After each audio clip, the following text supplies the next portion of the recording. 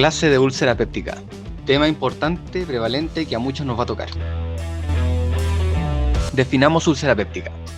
Esta es una lesión de la mucosa del tracto digestivo, caracterizada por una solución de continuidad y a causa de una injuria péptica. Importante que usualmente se localiza en estómago y duodeno. El dibujo lo hice yo. Complementando esta definición, resulta algo curioso que lo que se entiende por úlcera péptica va a depender de la bibliografía que utilicemos. Por ejemplo, en este tratado de Estados Unidos, úlcera péptica va a ser la rotura de 5 milímetros o más de la cubierta mucosa, con una profundidad visible por endoscopía o con evidencia histológica de extensión a la submucosa, como bien se puede ver en el esquema que les dibujé para evitar problemas de copyright. Debe entenderse que las úlceras comprometen como mínimo la submucosa, pero pueden ir más allá, como en esta histología, por ejemplo, donde la úlcera llega en lo profundo hasta la muscular propia. En nuestro país, la Sociedad Chilena de Gastroenterología define úlcera péptica desde los 3 a 5 milímetros de diámetro mayor.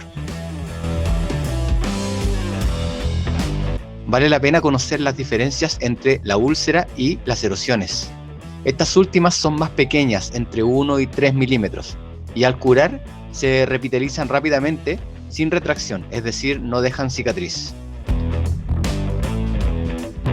Sumamente importante entender las principales diferencias y semejanzas entre los principales lugares de localización de úlcera péptica.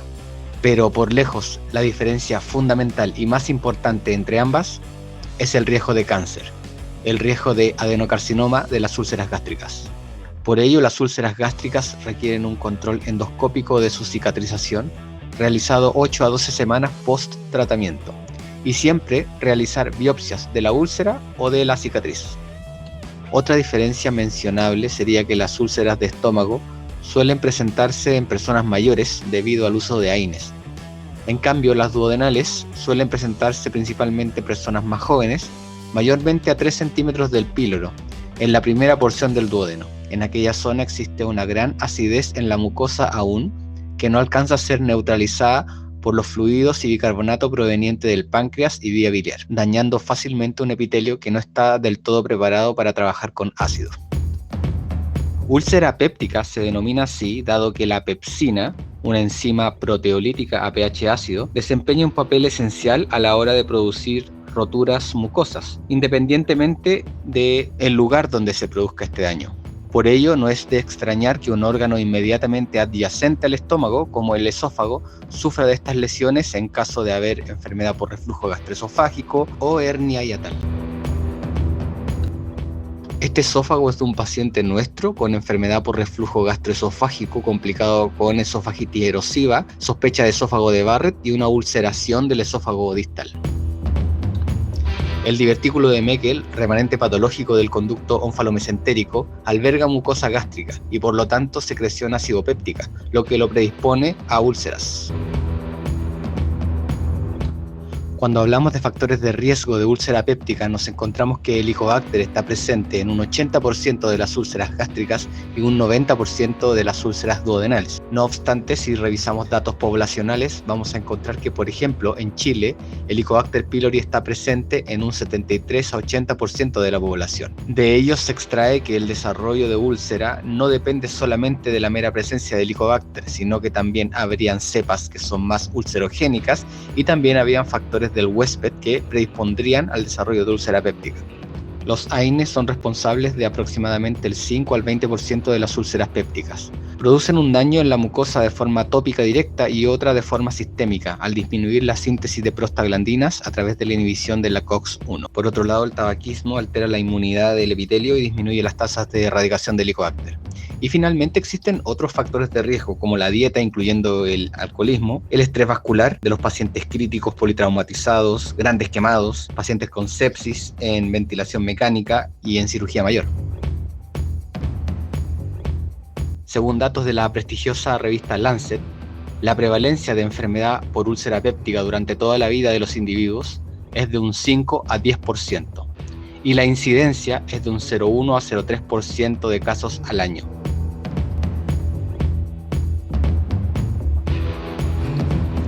En el país de Chile, en un programa de pesquisa de cáncer gástrico en pacientes de alto riesgo, se encontró úlcera gástrica en un 9.2% y úlcera duodenal en un 4.8%.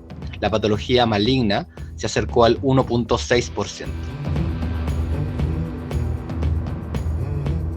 La enfermedad ulcerosa péptica tiene diversas presentaciones clínicas, siendo la más clásica de ellas el síndrome ulceroso, caracterizado por un dolor abdominal epigástrico de tipo urente. El dolor suele ser periódico a intervalos largos. A su vez tiene una ritmicidad que lo hace aparecer en la noche, tipo 1 a 3 de la madrugada, y también se alivia con las comidas. Sin embargo, este síndrome tiene una sensibilidad que no supera el 50%. Cobran importancia las presentaciones atípicas. En niños, ancianos y usuarios de AINES suelen presentarse cuadros largamente asintomáticos que finalmente debutan con una hemorragia digestiva aguda, un síndrome de abdomen agudo, una obstrucción intestinal o bien un síndrome anémico u otras complicaciones. Dentro del entendimiento de la etiopatogenia y fisiopatología clásica de la enfermedad ulcerosa péptica, tenemos el desbalance entre los factores agresivos y defensivos de la mucosa, inclinándose esta balanza hacia los factores agresivos. Ellos son factores exógenos como Helicobacter, AINES y alcohol, y factores endógenos como el ácido, la pepsina, esta enzima que degrada las proteínas, y la bilis. Los factores defensivos, como el mucus, el bicarbonato, el flujo sanguíneo de la mucosa, la presencia de prostaglandina y la indemnidad de las uniones intercelulares, suelen estar preservados en los pacientes con enfermedad ulcerosa péptica, por lo que hoy en día la enfermedad se entiende mejor como una consecuencia de los agresores más que una falla de los sistemas defensivos. Y aquí tienen al principal agresor. Helicobacter pylori es una bacteria gram negativa flagelada microaerófila, descrita por primera vez en 1982. Ha sido amplísimamente estudiada. Se encuentra presente en el 73% de la población general de Chile y causa enfermedad clínica en un 12% de ellos. A pesar de que la prevalencia está disminuyendo en las nuevas generaciones, nuestro país, Chile, sigue siendo considerado de alta prevalencia. Su adquisición es principalmente en la infancia, por vía fecal oral u oral fecal, y depende de las condiciones sanitarias, red de agua potable y nivel socioeconómico. Dentro de los mecanismos de adhesión cuenta con las proteínas adhesinas BABA y OIPA. Dentro de los factores de virulencia cuenta con el gen CAGA, el cual va a estimular la inflamación mediante la interleuquina 8. También es un factor de crecimiento celular, inhibidor de la apoptosis y un potente carcinogénico. Otros factores de virulencia son el PIC-B y la proteína vaca, la cual va a destruir la mucosa. Todos los Helicobacter pylori cuentan con ella. Amerita una mención especial la proteína que le permite a esta bacteria sobrevivir en el hostil ambiente ácido del estómago. Esta proteína es la ureasa, la cual transforma la urea en amoníaco y de esta forma genera un microambiente alcalino en la cual la bacteria puede migrar y proliferar. Tras este gran aumento en número de los microorganismos, se va a producir mucinasa y proteasas. La primera va a destruir la barrera de moco y las segundas van a destruir directamente el epitelio celular. Esto, sumado a la exposición ácida directa tras la destrucción de la barrera de moco, va a producir muerte de las células de la mucosa y la posterior y consecuente inflamación. Si observamos a los infectados con Helicobacter, podemos observar que su evolución fenotípica puede tomar 3 vías diferentes. La principal de ellas, donde se encuentran la mayoría de los pacientes, es la vía de la gastritis crónica, la cual suele ser mayoritariamente asintomática. Otro escenario posible es a la hipocloridia, donde baja la secreción parietal de ácido. En este caso, se produce una pangastritis o gastritis de predominio corporal, generando una gastritis atrófica finalmente, que favorece la aparición de úlcera gástrica, metaplasia de la mucosa, displasia y finalmente cáncer gástrico. Finalmente, en el otro 15% aumenta la producción de ácido, llevando a una gastritis de predominio antral y úlcera duodenal. Esto ocurre debido a que el aumento de la gastrina y disminución de la somatostatina generan una mayor carga ácida en el duodeno. Esta diapositiva del 2010, aparte de decirnos que las úlceras duodenales son más dependientes de Helicobacter y las úlceras gástricas son relativamente más dependientes de antiinflamatorios no esteroidales, también nos informa que las causas raras o menos conocidas como el síndrome de Zollinger-Ellison son menos del 10%, aunque conforme avanza la década ese porcentaje tiende a ser un poquito mayor. Y en ese grupo nos podemos encontrar cocaína, metanfetamina, bifosfonatos, KCl, corticoide, anticoagulantes, agentes quimioterapéuticos como el fluoracilo, antidepresivos, tabaco, alcohol, personalidad tipo A, o sea, personas agresivas, competitivas, estresadas, que viven contra el reloj, gastrinoma, mastocitosis sistémica, hiperplasia antral de la célula G, síndrome del antro detenido, leucemias basofílicas, déficit de alfa-1 antitripsina, cáncer gástrico, linfoma gástrico, enfermedad de Crohn, principalmente en el duodeno, infecciones como el citomegalovirus, herpes simplex tipo 1, gastroenteritis eosinofílica, infección por Helicobacter heilmanni, el primo perdido de Helicobacter pylori, y divertículo de Meckel.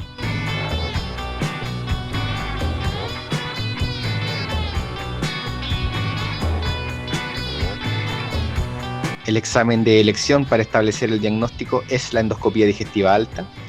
Tiene muy buena sensibilidad y especificidad, mayor al 95%, permite biopsiar, permite evaluar y tratar algunas de las complicaciones y está ampliamente disponible. Les iba a poner imágenes de textos y de atlas, pero preferí ponerle imágenes reales de pacientes de nosotros. Otra gran ventaja de la endoscopía es que permite tomar test de ureasa en la mucosa gástrica. Aquí les muestro dos tubitos en los cuales uno cambió de color a rojo intenso en la presencia de ureasa en la muestra. Tiene una sensibilidad cercana al 95%.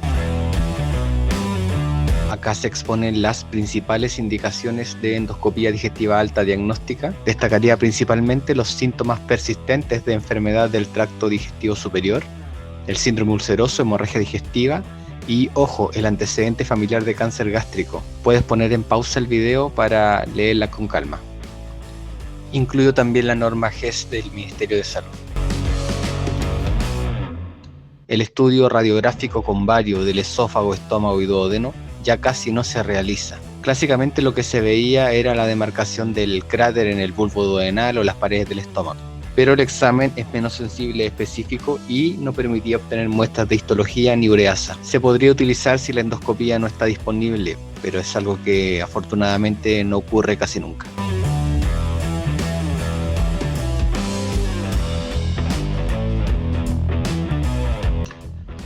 Hay varias clasificaciones de úlcera péptica, está la de Sakitamiwa japonesa, la de Johnson, pero una de las que más se usa, y sobre todo en el contexto de hemorragia, es la clasificación de Forrest, como la que estamos viendo en pantalla. A grosso modo existen 3 grados: grado 1, sangrado activo; grado 2, sangrado reciente; y grado 3, sin signos de sangrado. De ello depende la probabilidad de resangrado, cirugía y principalmente mortalidad. Arriba a la izquierda, grado 1A, sangrado en jet o en chorro. Abajo a la izquierda, grado 1B, sangrado en napa o en sábana. Al medio arriba, un vaso visible, grado 2A. Al medio abajo se ve un coágulo adherente que corresponde a grado 2B. Arriba a la derecha tenemos el grado 2C, donde se ve una pigmentación negra plana y una cubierta de fibrina. Y en la grado 3 solamente se ve fibrina, un lecho blanco de fibrina. A continuación disfruten con fotografías de mi archivo personal.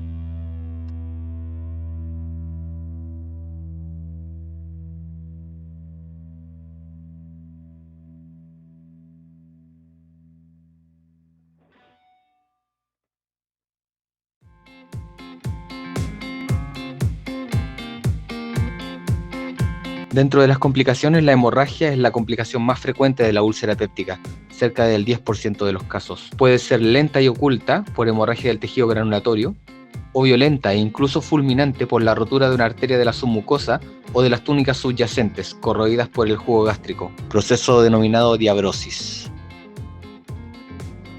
En algunos casos, el proceso necrotizante puede atravesar toda la pared del órgano y comprometer estructuras vecinas. Si la úlcera está ubicada en la pared anterior del estómago o duodeno, puede perforarse a la cavidad peritoneal, produciendo peritonitis, en principio química y luego purulenta. Si está ubicada en la cara posterior, puede perforarse al páncreas, provocando dolor intenso, o a la transcavidad de los epiplones, produciendo peritonitis localizada y colecciones. En la imagen de la izquierda se puede ver aire bajo del diafragma, típico de una perforación de víscera hueca. Finalmente, una complicación menos habitual es la obstrucción, donde la extensión de la cicatriz puede determinar la retracción y distorsión de la pared y condicionar la estenosis a nivel del píloro. Menos frecuentemente puede ser en el cardias o la porción media del estómago. Una de las complicaciones más temidas es el cáncer gástrico. Es por ello que las endoscopías deben ser realizadas por expertos con una buena preparación, vigilando cada una de las paredes del estómago. Una endoscopía de tamizaje debería durar por lo menos 8 minutos con el endoscopio dentro del paciente y revisar concienzudamente cada una de las paredes, idealmente hacerla con cromoendoscopía. Siempre que haya una úlcera gástrica se debe biopsiar, especialmente los bordes. El número ideal de biopsias que debería realizarse en una úlcera gástrica son de 4 a 8 tomas. Siempre debe controlarse una úlcera gástrica y revisar endoscópicamente su cierre a las 8 a 12 semanas. El tema del cáncer gástrico se abordará en una clase aparte.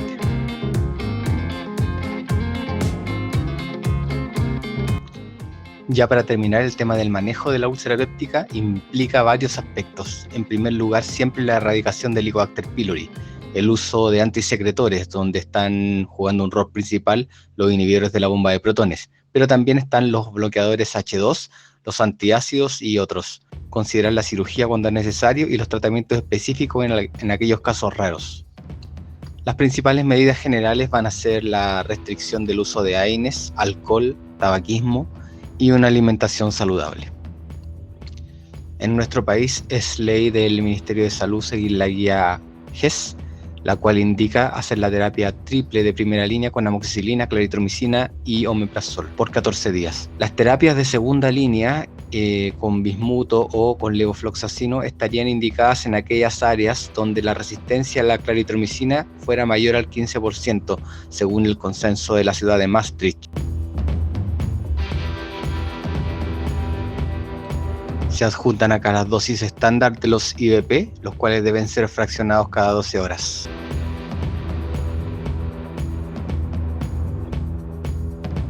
En general, el tratamiento debería ser de 2 semanas con inhibidor de la bomba de protones, esto a fin de evitar todas las reacciones adversas. Pero en algunos casos se puede prolongar de 4 a 8 semanas, por ejemplo, cuando hay uso de AINES, esofagitis erosiva, recurrencias, gastrinoma o síndrome de Zollinger-Ellison, y en presencia de úlcera duodenal. Algunos expertos también dicen que, dada la exposición mayor a ácido, deberían tratarse por un poquito más de tiempo.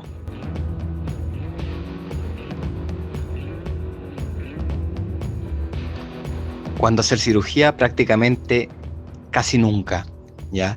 En caso de hemorragia digestiva alta masiva, que no es posible controlar endoscópicamente, en caso de perforación, obvio, ahí sería un abdomen agudo, donde se tendría que hacer un aseo peritoneal y reparación con cirugía laparoscópica o abierta. Y algunos casos de síndrome pilórico también requieren en algunas oportunidades antrectomía o gastrectomía subtotal, que también puede ser laparoscópica. Un fuerte abrazo y un saludo a todos los que me han apoyado en este proyecto gastroenterológico. Yo creo que nos va a ir súper bien. Y eso, pues sigan compartiendo el video, las clases, y nos vemos la próxima semana, yo creo. Adiós.